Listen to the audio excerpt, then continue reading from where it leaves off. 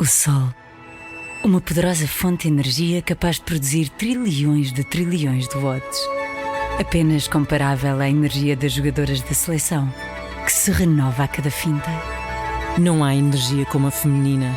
E Iberdrola, a maior apoiante das energias renováveis, incluindo a feminina.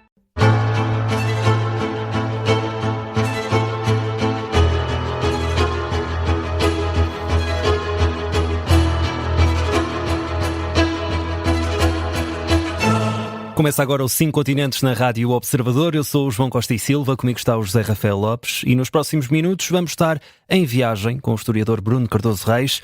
Bruno, que finalmente estás connosco em estúdio aqui em Portugal e não estamos com horas de delay, não é? Horas de diferença. Bruno. Como estás? Muito obrigado. Estou ótimo e com muito gosto também de estar aqui em pessoa. Sim, é sempre bem melhor. Facilita um pouco as coisas, não é? Como é que correu o regresso? Tudo bem? Tudo bem, sim, correu bem. Houve algum atraso no voo de regresso, mas tudo bem. Avisaram-nos com tempo, portanto eu para prolongar mais umas horas e com muitas saudades de Portugal? Sim, quer dizer, eu gosto sempre de ver o lado bom do sítio onde estou e aproveitar o máximo e não estar muito a chorar, digamos, pelo leite derramado ou pelo sítio onde não se está, mas obviamente gosto muito de Portugal e portanto gosto muito de estar de volta, não é? Exato. Bruno, nós gostamos muito de ter daqui. Obrigado. Exatamente. Bruno, tendo em conta este teu regresso, faz todo sentido também fazermos um balanço deste teu ano nos Estados Unidos. Estiveste sobretudo em Washington, mas andaste também um pouco mais viajado, digamos assim, sendo que Donald Trump acabou por ter mais uma vitória. O orçamento do presidente norte-americano foi aprovado. Este foi o ano de Bruno Cardoso Reis nos States e também de Donald Trump? Para mim foi o ano de Bruno Reis. Para ti foi, de certeza. Exatamente. Em termos dos States, ou seja, dos Estados Unidos, certamente foi o ano de Donald Trump, ou seja, foi muito dominado por esta ideia, por esta questão, será que vai regressar ou que não vai regressar? Eu estive a reler o último texto que escrevi, a última coluna regular que escrevi aqui para o Observador antes deste período de sabático e depois pensando em retomar, para ver se me inspirava, e realmente o último texto é uma crónica em que eu digo em julho do ano passado, portanto mais ou menos há um ano, que realmente Donald Trump poderia ser eleito, que me parecia que Biden estava com imensas dificuldades e que se fosse substituído isso podia criar problemas também em termos da própria dinâmica de campanha dos democratas, sendo que se ele ficasse também seria assim, e portanto parecia bem possível que Donald Trump ganhasse, mesmo por uma margem um pouco curta, e portanto isso realmente acabou por acontecer, mas realmente foi a questão dominante, irá regressar, não irá regressar, o que é que vai fazer quando regressar, quando tomar posse, também alimentado por esta questão que era muito discutida de vamos tomar à letra aquilo que Donald Trump diz, ou será que isto é mais retórica e que tal como no primeiro mandato ele acabará por ser também muito condicionado pelas circunstâncias, por elementos mais moderados do Partido Republicano. Também nesse texto eu dizia que me parecia aquilo que me parece que está a acontecer, ou seja, Donald Trump está de facto muito mais solto, controla muito mais o Partido Republicano, tem ministros muito mais leais e alinhados com a sua visão e portanto isso realmente foi marcante. Acho que agora estamos num momento interessante que é no fundo aqui a tensão entre entre objetivos diferentes, ou se quisermos, diferentes dimensões do populismo de Donald Trump, que é esta dimensão do populismo económico, do populismo cultural, se quisermos. E de facto aí há objetivos contraditórios, ou seja, esta questão do fechamento de fronteiras, que é, digamos, transversal, do nacionalismo identitário e do fechamento de fronteiras, mas depois, por exemplo, Donald Trump, uma das grandes promessas que fez foi baixar os preços, de reduzir a inflação. Isso é sempre muito difícil de fazer, mas muito mais quando se está a fazer uma guerra comercial global, quando há toda esta incerteza em torno das tarifas, quando se coloca problemas em termos da imigração. Ora, os trabalhadores mais mal pagos, mas que são cruciais para setores como a construção, a jardinagem, a agricultura, muitas vezes são de facto imigrantes. Portanto, como é que isto se vai conciliar? Mesmo no orçamento, que realmente foi uma grande vitória, vamos ver até que ponto é que isso não cria depois problemas, ou seja, este orçamento não é muito popular nos Estados Unidos. À volta de 67% dos americanos rejeitam, tem cortes grandes de impostos para pessoas muito ricas, tem alguns cortes em serviços públicos, mesmo em zonas tipicamente republicanas, e portanto vamos ver aqui como é que depois as coisas se equilibram. Mas claramente foi o ano dominado por Donald Trump, embora obviamente tivesse havido outras questões. E terminava só com esta nota, que é o que é um pouco paradoxal eventualmente para quem está lá a viver e vem de fora, é os Estados Unidos são claramente muito polarizados politicamente, mas isso não se nota assim tanto na vida cotidiana, ou seja, as pessoas são, de um modo geral, extremamente agradáveis, eu diria que em Portugal também, mas certamente igual ou mais ainda nos Estados Unidos. As pessoas cumprimentam-se, perguntam se precisam de alguma coisa, pedem sempre desculpa se há algum... Ou seja, a questão política não se sente... Não se sente de uma forma evidente na vida cotidiana. Mesmo, por exemplo, naquela parada militar que eu tive a oportunidade de assistir, havia pessoas claramente trampistas e identificadas como tal. Havia pessoas que estavam na parada, mas que estavam também na outra manifestação, No Kings, portanto anti-Trump. Basicamente assistia a uma troca de palavras assim mais animada, mas nada também de ameaçador entre dois desses elementos. Mas na generalidade, de facto, o convívio foi bastante agradável. Portanto, há esse lado um pouco paradoxal, que é, para já, não se nota assim tanto na vida cotidiana, não quer dizer que não se venha a notar, e há este crescimento da violência política que é bastante preocupante e que é detectável nos números, mas em termos de vida cotidiana não se nota assim tanto. E é sempre bom termos também esta perspectiva de quem lá esteve. Bruno, falavas aqui há pouco da guerra comercial global lançada por Trump, em que já há ameaças de tarifas nos próximos tempos. Como é que estão as coisas agora entre Trump e a Europa, mais propriamente? Bem, a verdade é que Donald Trump não conseguiu propriamente aqui grandes resultados, até a ver, ou seja, sendo que há também esta dúvida se o resultado que ele quer é, no fundo, aumentar as tarifas e, portanto, esta ideia de que vai fazer acordos é mais um pretexto para legitimar essa opção, ou se realmente quer fazer acordos. Mas em termos de acordos, ele dizia, toda a gente está a ligar-me, toda a gente quer fazer acordos com os Estados Unidos, eu sou o grande deal maker, não é? Portanto, sou o grande negociador. No fundo, já aqui quase a instalar um medo, não é? Sim, essa percepção. Fazer essa pressão, mas na ideia de que haveria acordos. Ora, objetivamente o que temos é 2 acordos, um agora há muito poucos dias, com o Vietnã, outro com a Grã-Bretanha. São 2 países extraordinariamente dependentes das relações comerciais com os Estados Unidos. O Vietnã já era o terceiro exportador para os Estados Unidos.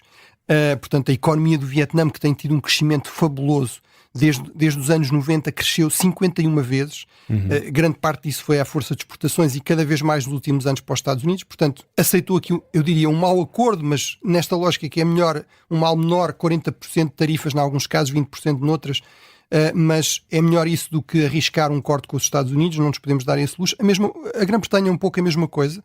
Aceitou manter tarifas de 10%, de 25% sobre o aço, algumas exceções para o setor automóvel, etc. Mas, genericamente, um mau acordo e uma espécie de trégua com a China. Foi o que até agora se conseguiu. De resto, mais nada. Em relação à Europa, não sabemos muito bem, mesmo estando lá, enfim, lá nos meios de Washington, pessoas que se interessam por estes temas e um pouco também na comunidade dos europeus que trabalhavam por estes temas, era um tema sempre muito discutido, seja nos meios diplomáticos, seja nos mais académicos. Muitas vezes havia rumores de um acordo iminente, havia muito esta expectativa dos europeus de que, no fundo, se virmos bem as contas, tendo em conta não só os bens, mas também os serviços, nomeadamente os serviços digitais, onde os Estados Unidos têm um enorme superávit. Na verdade, o déficit favorável à Europa anda à volta apenas dos 50 mil milhões, numa relação que são trilhões ou na nossa linguagem bilhões de dólares ou de euros, e portanto que isso poderia resolver-se com umas compras de gás natural, umas compras de armamento, inclusive, mas a verdade é que não há indicações seguras de que o acordo esteja iminente, e temos esta perspectiva que Donald Trump anunciou ontem, de que realmente poderia anunciar um aumento ainda das tarifas, no fundo um escalar da guerra comercial com uma série de países sem esclarecer muito bem quais. Portanto, vamos ver em que ponto é que estará a situação com a Europa, mas eu diria que a incerteza continua a dominar. Sobretudo porque os europeus também parecem um pouco divididos. Aí a minha impressão pessoal, até com base na experiência lá e falando até com algumas pessoas que trabalharam com Donald Trump basicamente respeita a força. E eu acho que esta trégua com a China mostra muito isso.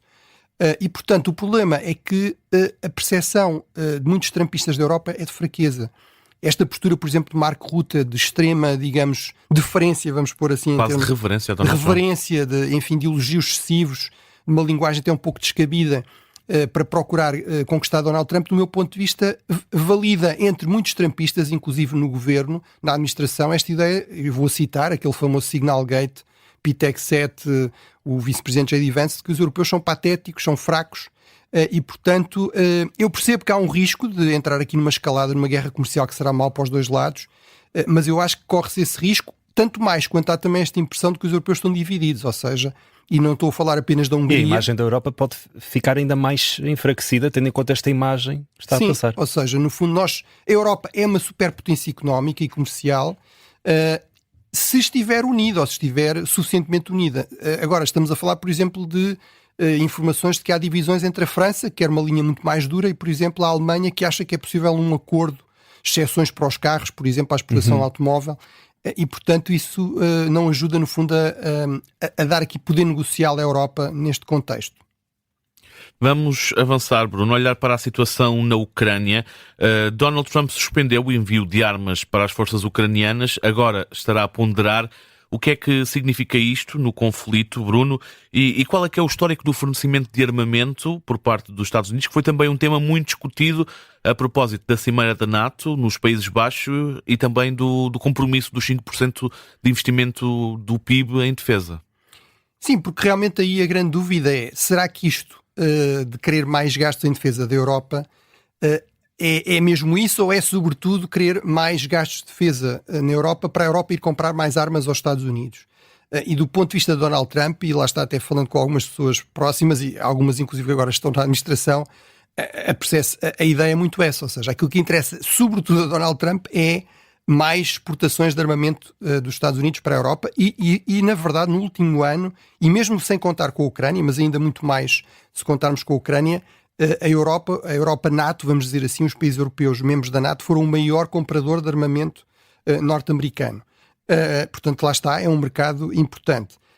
E realmente, nesta questão da compra de armamento, isto nunca é só uma compra, mesmo que não seja dar, portanto, não seja cooperação nesse sentido, exige uma enorme confiança, muitas vezes acordos de cooperação, por exemplo, para ter algum retorno. Portugal, por exemplo, com a compra dos C-130, conseguiu ter aqui um dos grandes centros de manutenção dos C-130, na Zogma, aqui em Alverca, ou seja, temos aviões C-130 a ser reparados aqui, portanto um retorno para a economia portuguesa de todo lado, e não, inclusive norte-americanos e não apenas da frota da Força Aérea Portuguesa.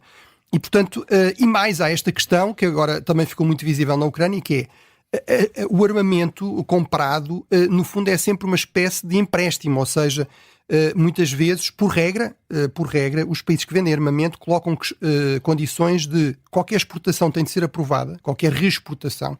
Imagina, não podemos ter um país a vender armamento americano para um país que está a combater os Estados Unidos, ou a mesma coisa para a China, ou o que seja. Por regra, essas cláusulas existem sempre, e inclusive muitas vezes restrições no sentido que só pode ser usado no território nacional daquele país. Por exemplo, no caso de Portugal, durante o período das guerras coloniais, os Estados Unidos impunham restrições ao uso de armamento norte-americano em África. Podia ser usado no contexto NATO e no Portugal europeu, mas não fora. É um grande instrumento de política externa de sempre. Esta questão do fornecimento de armamento, inclusive da venda de armamento, sempre foi uma questão diplomática.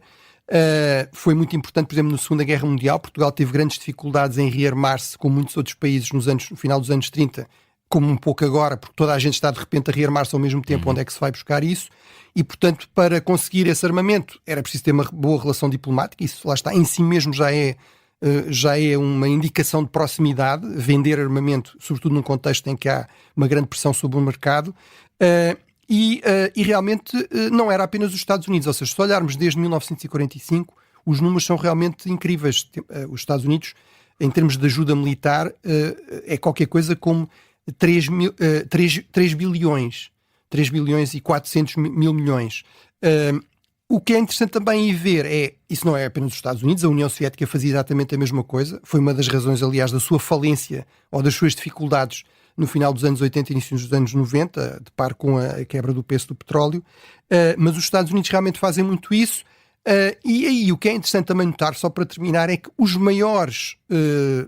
países que mais beneficiam deste favor americano, sobretudo da ajuda, ou seja, da doação, realmente, mesmo no histórico, não são os países europeus, são sobretudo países do Médio Oriente. Os grandes campeões são Israel e o Egito, e portanto eu aí acho que também é legítimo perguntar aos norte-americanos se realmente se os europeus foram menos bons aliados dos Estados Unidos do que Israel ou o Egito, se colaboraram menos em operações militares, em momentos de dificuldade ou de crise. Portanto, acho que os europeus têm dado um bom retorno a esta dimensão de ajuda ou de venda de armamento norte-americano. E Bruno, falávamos aqui da Ucrânia, agora vamos virar atenções para o Médio Oriente. Perguntar-te porque é que os iranianos não se revoltam e derrubam o regime e também se o cessar-fogo vai durar e se pode estender até Gaza. Bem, porque é que os iranianos não derrubam o regime? Enfim, é uma questão complexa. Sim, é uma questão complexa neste sentido, que é, há muitos indicadores de que há uma enorme insatisfação com o regime. Tivemos grandes protestos 2021, 2022, até basicamente 2023, tivemos toda aquela questão em torno dos direitos das mulheres, da obrigação de usar o véu, etc., e da resistência das jovens iranianas a isso, com muito apoio popular. Com muitos episódios que chegaram até nós. Exatamente. Bem, esses episódios levaram a uma repressão massiva, a centenas de execuções, a milhares e milhares de prisões, espancamentos, etc. Portanto, uma parte da resposta é bastante simples, que é o regime iraniano o regime teocrático iraniano tem um enorme aparelho repressivo, tem e consegue milícias, sempre conter esse descontentamento. Consegue reprimi-lo violentamente, está disposto a usar a repressão violenta, está disposto a disparar, a matar, a prender, a executar. E tem múltiplos instrumentos para fazer isso. Tem milícias, tem vários serviços secretos, tem a Guarda Revolucionária, que é uma espécie de exército paralelo. E tem acontecido muito nos últimos anos, Bruno. Tem acontecido muito nos últimos anos. O episódio anterior foi em 2009, a partir de alguém que vinha do interior do próprio regime. Portanto, é basicamente uma eleição fraudulenta em que o candidato, digamos, da oposição, ainda assim com alguma lealdade ao regime, é basicamente impedido de ganhar e acaba, aliás, preso, também em prisão domiciliar. Portanto, essa parte da resposta é relativamente clara, é relativamente simples. Depois podemos dizer, bem, será que no exílio o exílio não podia ser mais ativo? Mas lá está, há também uma repressão muito ativa das ligações entre a diáspora iraniana e o interior. E, portanto, realmente temos esta questão que é, e temos visto isso repetidamente nos últimos anos, não basta haver uma forte oposição, não basta haver grandes manifestações populares. É fundamental que haja uma fratura na elite do regime, é fundamental que as Forças Armadas, as Forças de Segurança se recusem a reprimir eficazmente ou até mudem de lado, eventualmente possam dar um autogolpe, por exemplo, ou um golpe, para mudar o regime, como aconteceu em Portugal em 1974. Portanto, pode haver muita insatisfação popular, mas se o regime tiver uma elite coesa e se tiver Forças Armadas, Forças de Segurança leais, é muito difícil derrubar esse regime. Em relação ao cessar-fogo, vamos ver, temos sinais contraditórios. Para já, o Irão veio dizer que se continua comprometido também com o Tratado de Não Proliferação.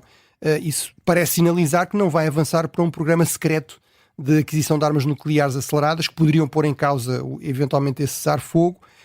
Eu diria que podemos aqui estar moderadamente otimistas, mas como tudo no Médio Oriente, como todos os cessar-fogo no Médio Oriente, temos de ver. No fundo, o futuro dirá se não há aqui algum fator inesperado que acabe por levar a uma nova explosão de violência. E Bruno, nós vamos fazer aqui uma curta pausa neste 5 continentes. Voltamos já a seguir para continuar esta viagem pela geopolítica internacional. É logo depois das notícias.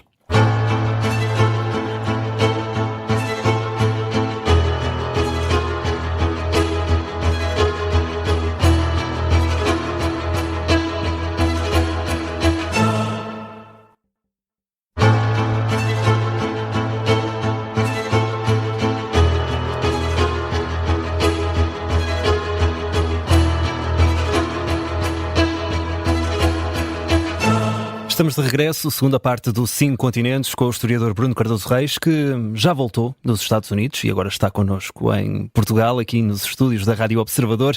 Bruno, na primeira parte falámos dos Estados Unidos, da Ucrânia e ainda do Irão. Agora, Zé, vamos para outro país que neste episódio também está em destaque. Vamos falar da Tailândia. Bruno, situação complicada no país, a envolver a Primeira-Ministra. Afinal de contas, ela caiu ou não? É a primeira pergunta. E aflorámos isso um pouco na semana passada, mas qual é que é o histórico do país e quais é que são as implicações desta crise para a Ásia e também para a geopolítica mundial, a ordem global, vá?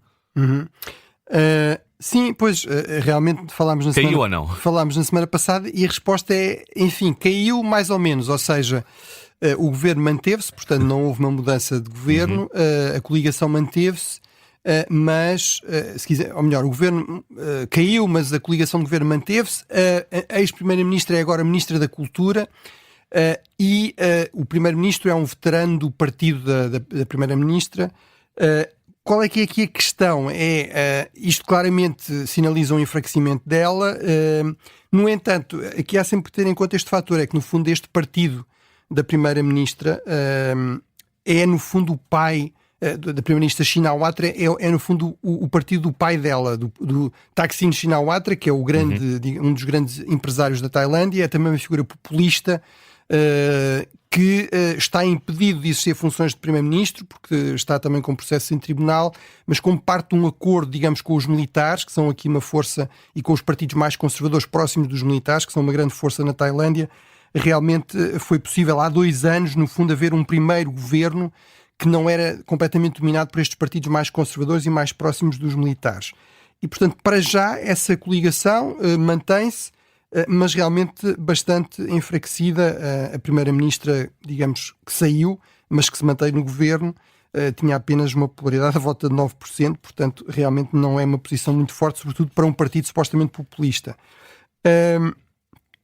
Isto claramente traduz-se num peso reforçado realmente dos militares, que são realmente aqui o grande poder na Tailândia, basicamente desde 1932, o fim da monarquia absoluta. Houve 12 golpes de Estado desde 1932, o último foi em 2000. Exatamente, portanto, basicamente quando os militares acham que não têm suficiente controle sobre o governo em funções, muitas vezes derrubam esse governo, com algum apoio das elites, com algum apoio também popular, porque isso é aqui um fator importante que eu sublinho sempre. Os militares, no fundo, a questão muitas vezes em relação aos golpes militares não é porque é que existem, é porque é que não existem mais. No fundo, os militares à partida têm claramente uma força esmagadora em qualquer país. Agora, o ponto é, nós o que vemos historicamente não acontecem golpes militares por acaso. Há uma crise, há uma situação, no fundo, que cria enormes divisões na sociedade civil, entre as próprias elites, que muitas vezes começam a apelar elas próprias a uma intervenção militar. E é isso que acaba por levar certos setores dentro dos militares a avançarem para essa via, mas precisando sempre de apoio de elites civis e de uma parte da população, pelo menos. O último desses golpes foi realmente, como eu dizia, em 2016, e só há 2 anos é que os militares deixaram de controlar mais diretamente o governo. Em termos do histórico, a Tailândia realmente, e esta região do Sudeste Asiático é muito interessante. A Tailândia, volto a pedir aos ouvintes, no fundo, basta olharem para o mapa, tem aqui um lugar central. É muito grande. É um país que dá a volta de 500 000 de quilómetros quadrados.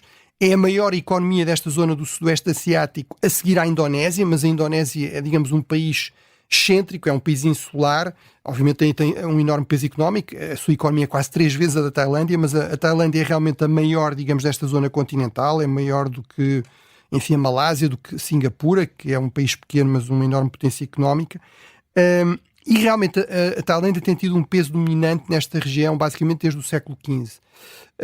Até tendo em conta agora estas disputas com o Camboja, no fundo, até ao século XV, no período medieval, se quisermos, a partir do século IX, X, são realmente estados Khmer, são estados cambojanos, se quisermos, Angkor Wat, é aqui a capital histórica, que dominam esta região. Inclusive influenciam muito a cultura tailandesa, a questão do budismo, tudo isso. A partir do século XV, sobretudo depois o reino de Ayutthaya vai ser o poder dominante nesta região, vai controlar muitos territórios que hoje fazem parte do Camboja, da Malásia, da Birmânia. A partir de meados do século XVIII, isso começa a ser disputado por um emergente império birmanês. Portanto, no século XVIII, no fundo, é um choque entre a Birmânia e a Tailândia. Os portugueses têm aqui um papel muito importante. Se nós formos a Bangkok, a embaixada portuguesa é provavelmente a mais bonita embaixada em Bangkok. Isso reflete o facto dos tailandeses terem essa memória histórica de uma longa aliança entre os portugueses e os Estados tailandeses, desde o século XVI. E de facto, depois, no século XVIII, cai essa dinastia histórica da Ayutthaya e surge esta dinastia que ainda hoje tem um papel muito importante na vida política tailandesa, os Chakri, que se vão aliar realmente aos militares e vão ter aqui também um esforço de modernização, adotando tecnologias europeias, práticas europeias de governação, também ao nível militar, obviamente, e vão ser muito hábeis também na gestão diplomática. Basicamente, a Tailândia consolida-se como uma espécie de Estado tampão entre os domínios franceses. A França vai controlar, a partir de meados do século XIX, o Vietnã, depois o Camboja e o Laos, e os domínios britânicos, em que, no fundo, os britânicos vão avançar a partir da Índia e vão também ocupar a Birmânia ao longo do século XIX. E depois, a partir da Segunda Guerra Mundial, a Tailândia vai ser aqui o grande ponto de apoio dos Estados Unidos nesta região. sobretudo quando cai o Vietnã do Sul. Vai ser, no fundo, a barreira para evitar que haja aqui um efeito dominó para além do Vietnã. Isso aconteceu no Laos e no Camboja, mas foi travado na Tailândia. E, portanto, é realmente um país com uma história de grande importância nesta região e, portanto, o que se passa na Tailândia, haver crises políticas ou não, crises económicas ou não, e eventualmente até um choque militar entre o Camboja e a Tailândia, que é uma questão que continua em cima da mesa, pode realmente ter um efeito estabilizador em toda esta região e é por isso que a Organização Regional do Sudoeste Asiático, que faz parte da Tailândia e o Camboja, a ASEAN, tem apelado para, no fundo, para uma resolução pacífica e tem procurado, supostamente nos bastidores, fazer aqui algum esforço de mediação para evitar que esta crise, quer de fronteiras com o Camboja, quer crise interna na Tailândia, possa ter um efeito estabilizador mais amplo.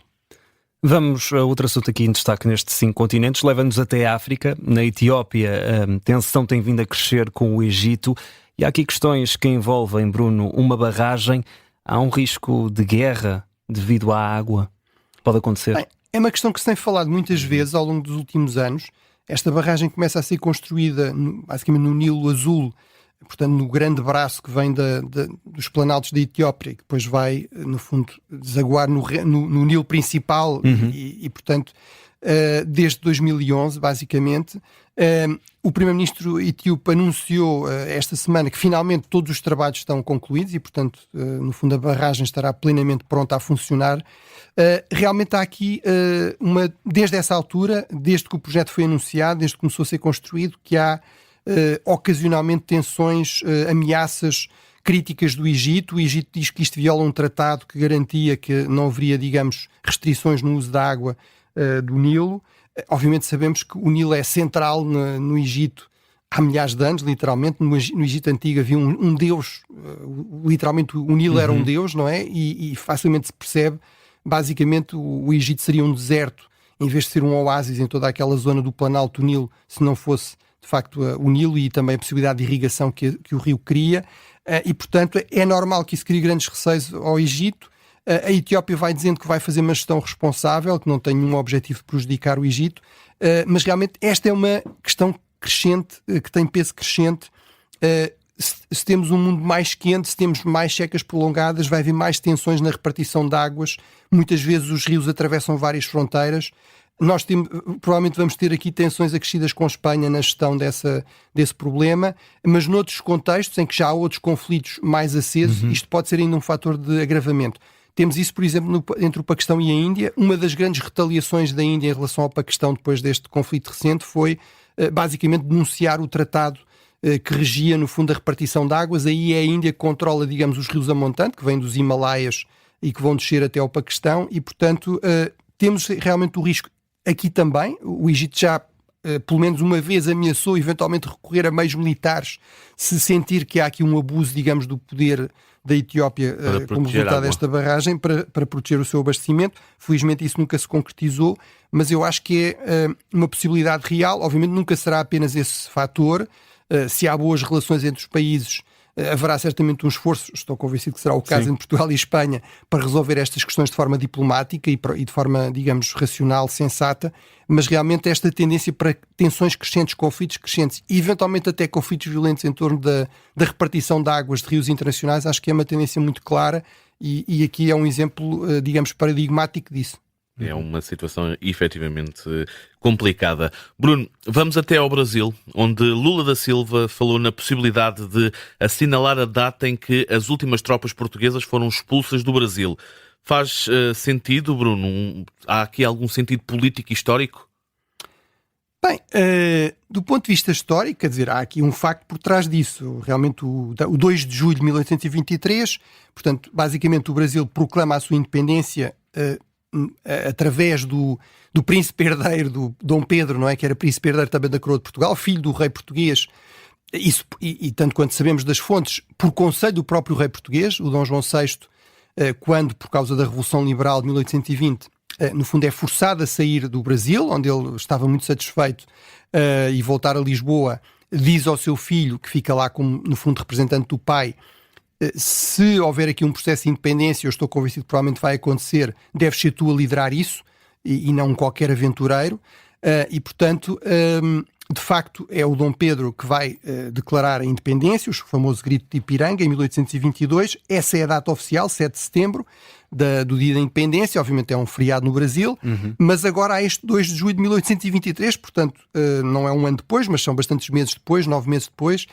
Realmente as últimas tropas portuguesas saem do Brasil, não do Rio de Janeiro, onde rapidamente a situação ficou controlada, ou do Sul, mas da Bahia. E, portanto, porque é que isto aparece agora? Para além destes dados históricos, obviamente o Brasil considera-se independente e tinha um governo, digamos, na prática independente desde setembro de 1822, não controlava todo o seu território. A dúvida maior em relação à questão da independência nem foi tanto em relação à Bahia, foi mais até em relação ao Maranhão, à zona do Norte, Grã-Pará e Maranhão, que, enfim, estava praticamente mais próximo de Lisboa do que do Rio de Janeiro, propriamente em termos de distância, e, portanto, nessa zona do Norte realmente houve uma maior resistência, até entre as próprias elites locais não era tão evidente assim que eles preferissem ficar subordinados ao Rio de Janeiro do que a Lisboa, mas a verdade é que não havia interesse da parte portuguesa numa grande resistência, e fica claro por isto que eu referi, que é o monarca, o chefe de Estado, Dom João VI, foi ele que disse ao seu filho: é melhor vocês avançarem para um processo de independência controlado e que depois garanta uma boa relação com Portugal. Portanto, ao contrário daquilo que aconteceu na América Espanhola, não houve guerras prolongadas durante anos e anos, com imensa destruição, imensos mortos. De facto, basicamente, as tropas portuguesas pouco resistiram, houve poucos choques militares entre portugueses e brasileiros, e rapidamente o processo passou para uma negociação que levou ao reconhecimento da independência em 1825 com a mediação britânica e um tratado de paz e amizade perpétua. Portanto, eu acho que aqui, o que é que justifica isto da parte de Lula? Eu acho que é sobretudo a política interna. Há aqui uma dúvida, que é se isto significa que Lula, que entre as elites brasileiras sempre houve setores que confundem a crítica ao colonialismo, que é praticamente universal hoje em dia, com uma espécie de lusofobia, uma espécie de complexo de superioridade e inferioridade mal resolvida em relação a Portugal, que leva a querer quase que forçar relações hostis com Portugal, que me parece realmente não fazer muito sentido do ponto de vista dos interesses de um lado e do outro. Realmente Lula nunca alinhou com isso. Mais facilmente Bolsonaro, por exemplo, mostrava pouco interesse em Portugal. Portanto, sempre houve setores na esquerda e na direita brasileira um pouco lusofóbicos, mas também há setores importantes que prezam as boas relações com Portugal. Lula fazia parte desse setor. Eu não percebo se isto significa que ele vai mudar de lado, vamos dizer assim, ou se é realmente, sobretudo, aqui uma questão de política interna, e ele, no fundo, confia que isso não terá impactos em Portugal. O problema hoje em dia é que não existe política puramente interna, tudo é ouvido quase instantaneamente em todo o lado. E, portanto, o que é política interna porquê? Bem, isto é uma forma de valorizar a Bahia, de valorizar esta zona do Nordeste, onde o PT, o Partido Lula, tem uma grande reserva eleitoral, mas que está, digamos, em perda. As sondagens não são favoráveis a Lula para a sua reeleição. E, portanto, ele apresentou isto precisamente como uma forma de valorizar os baianos e a Bahia. Portanto, aí não é especulação minha, acho que está bastante claro nas suas declarações. E é também uma forma de, no fundo, procurar apoio mais militante da esquerda do Partido dos Trabalhadores, onde há muito esta linha, digamos, de anticolonialismo póstumo. Portanto, passado 200 anos da independência, aparentemente todos os problemas do Brasil ainda são causados pelo colonialismo português. Bem, se é assim, realmente isso é uma enorme confissão de incapacidade das elites brasileiras nos últimos 200 anos. Mas realmente há esta ideia do nacionalismo emancipador, portanto esta ideia de que o que interessa é no fundo as lutas a partir de baixo e não propriamente a declaração de independência a partir de cima, e portanto também parece que nesses dois aspectos há aqui uma dimensão de política interna que explicará no essencial estas declarações. Claro que em termos literais elas não fazem nenhum sentido, ou seja, Lula, não sei se aí foi descuido, se foi realmente puxar um pouco por este lado, a expulsão dos últimos portugueses. Bem, praticamente não houve expulsão de portugueses do Brasil. Houve expulsão das tropas portuguesas, ou a saída das tropas portuguesas. A generalidade dos portugueses que estavam no Brasil continuaram no Brasil. O próprio Lula da Silva, como o nome indica, é descendente de portugueses, como são grande parte dos brasileiros, mesmo depois com misturas, enfim, de outros imigrantes mais recentes. E Bruno, nós continuamos aqui na América do Sul, mas vamos até ao extremo norte falar da Colômbia. Há mudanças, saiu a Ministra dos Negócios Estrangeiros e há aqui uma ligação com Portugal nesta crise interna. O que é que está aqui em causa? Explica-nos. Bem, Laura Sarabia saiu realmente das funções de chanceler, ou seja, ministro dos Negócios Estrangeiros. Foi a mais jovem de toda a história da Colômbia, apenas com 30 anos. Ela realmente é uma figura muito importante, mas muito controversa, muito polémica nesta administração do Presidente Petro, que fez dela, no fundo, chefe de gabinete. Ela foi também muito importante na sua campanha de eleição, depois, no fundo, uma espécie de ministra da Presidência e depois ministra dos Negócios Estrangeiros. Faz parte desta ala, digamos, mais esquerda, como aliás o próprio Presidente. Como eu dizia, ela sempre teve relações difíceis com outros ministros, portanto gerou muita controvérsia. Houve um caso também, mas um caso de escândalo ligado pelo que eu percebi, à AMA, enfim, à pessoa que contratava para tratar das crianças, etc. Mas que rapidamente depois de sair dessas funções de chefe de gabinete regressou como ministra. É alguém claramente com muita capacidade também de organização e de gestão política, mas realmente cria bastantes anticorpos. Aqui o que é interessante, o que é curioso, diria eu, do ponto de vista de Portugal, é as relações entre Portugal e a Colômbia têm-se intensificado, em termos económicos, até com investimentos cruzados também importantes, o Grupo Pingo Doce, por exemplo, lá, aqui as cervejeiras aqui, mas enfim, há algo que também, esta dimensão ibero-americana fora dos países habituais. Mas aqui o que é interessante é que aparentemente, o que despoltou esta crise, embora não será apenas isso, foi uma questão de gestão de passaportes. A ministra estava em desacordo com a ideia de mudar a empresa que geria isso e aparentemente isso será feito por uma empresa colombiana, mas em parceria com uma empresa portuguesa, ou enfim, com quem aqui em Portugal faz os passaportes, que eu confesso que não sei exatamente, tentei perceber, mas não sei exatamente o que é, se é a imprensa nacional, se é algo assim, mas aparentemente há aqui uma colaboração com Portugal e isso não terá agradado a esta ministra, digamos, mais nacionalista, e os elementos mais pragmáticos do governo terão conseguido, no fundo, forçar aí, no fundo, esta solução e a ministra foi afastada, ou melhor, optou por se demitir. Vamos ver se corre bem. Portanto, aqui Portugal, no fundo, tem aqui responsabilidades acrescidas. Vamos ver se consegue corresponder e se não há problemas com a gestão dos passaportes colombianos. Aqui um incidente que esperamos que não aconteça. Bruno, vamos avançar. Perdão, com uma pergunta muito simples. Vai haver Dalai Lama ou não depois do atual Dalai Lama, que fez anos, recentemente, deixou uma mensagem? E que importância é que tem esta figura do Dalai Lama na geopolítica regional e global? Bem, o Dalai Lama realmente fez 90 anos, portanto, enfim, a questão da morte chega a todos. No budismo realmente há esta crença na reencarnação e há também uma crença nos chamados Bodhisattva, no fundo são uma espécie de alter egos do Buda, pelo que eu percebo. O Bodhisattva da compaixão são figuras que à partida sairiam deste círculo de reencarnação e portanto atingiriam um nirvana, mas por causa da sua dedicação, digamos, à humanidade, lá está a compaixão, a preocupação com os outros, continuam a reencarnar, no fundo, para continuar essa missão, e isto é uma tradição muito importante nas lideranças religiosas budistas, nomeadamente esta figura do Dalai Lama, que é a mais importante no budismo tibetano. Portanto, este é o 14º, a 14ª reencarnação, se quisermos. Há todo um ritual muito complexo. Eu aí, enfim, não estou aqui a dizer que tenho poderes especiais, digamos, para saber que vai haver. O que é relevante é que realmente o Dalai Lama disse que ia haver. Havia especulação que ele eventualmente poderia dizer: não, eu não vou voltar a reencarnar. E, portanto, no fundo, o governo tibetano no exílio vai deixar de ter em mim a figura, digamos, de autoridade última, mas vai passar a ser puramente um governo eleito, embora com base na diáspora, mas realmente ele deixou claro que isso não seria assim. Porque é que essa questão se colocou?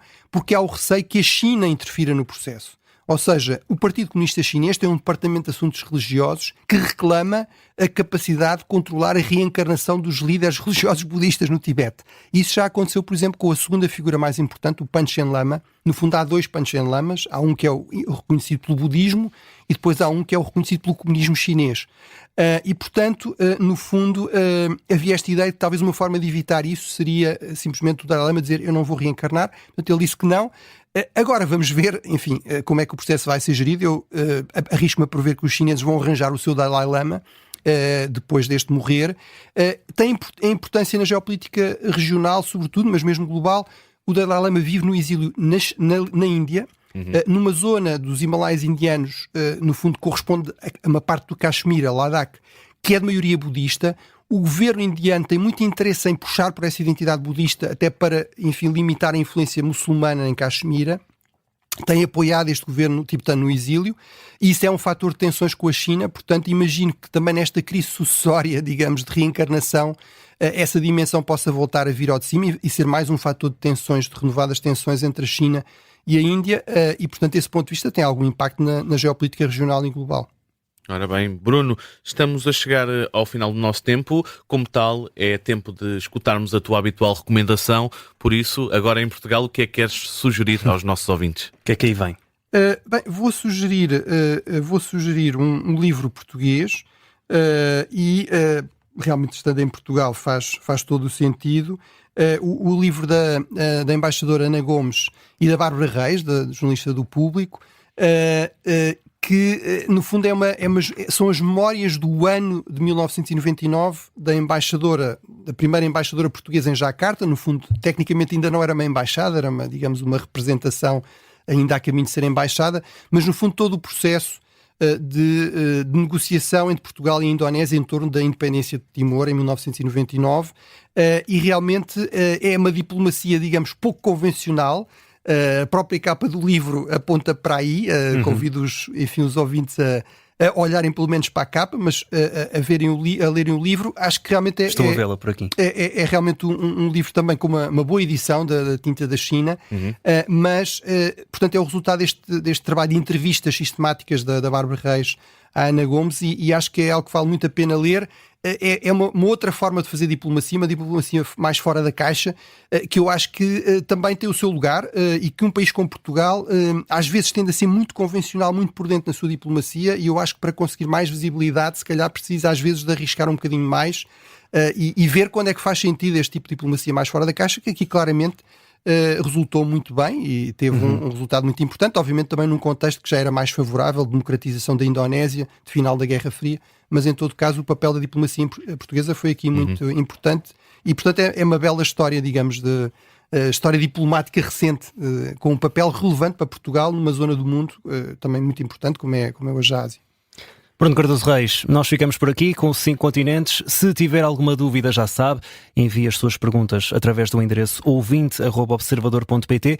Dizer também que nos pode seguir nas plataformas de podcast, porque caso não nos consiga ouvir na rádio, recebe sempre uma notificação a dizer que há novo episódio. Por isso, exatamente, não há desculpas. E podem classificar com estrelinhas, se quiserem, acho que isso para também ajuda. Disseram que ajudava. Sim, Exato. E podem também deixar comentários nas plataformas de podcast a todos os episódios. Quem sabe perguntas também podem surgir através disso mesmo. Bruno, é muito bom ter-te por aqui. Agora obrigado, vai ser ainda mais fácil. Em pessoa e bom fim de semana a todos. Boa semana. Um abraço, Bruno, e até ao próximo sábado. Até ao próximo sábado.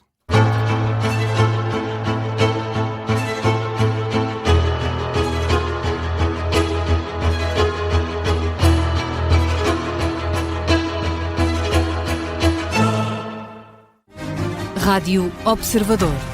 Aconteça o que acontecer. Ai, como é tão bom assim comer bolas de Berlim na praia depois do banho. Este verão aproveite. Cadeira de campismo XL por apenas 16,99€. Continente é de toda a gente. Promoção válida em Portugal Continental até 10 de agosto. Não acumula com outros descontos diretos. Promoção limitada ao estoque existente.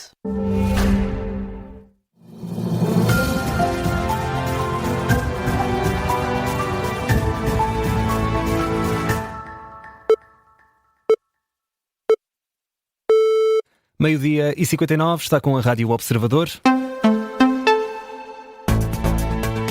Já a seguir atualizamos as notícias na Rádio Observador, mas antes disso espreitamos o tempo, que ainda hoje não tivemos tempo para dar destaque àquilo que vai poder contar para este fim de semana. Sábado, com o céu pouco nublado ao limpo, ainda assim existe a possibilidade de ocorrência de aguaceiros e trovoada no interior norte e centro. Já amanhã, domingo, a tendência mantém-se, com o céu pouco nublado ao limpo ao longo do domingo, e as temperaturas descem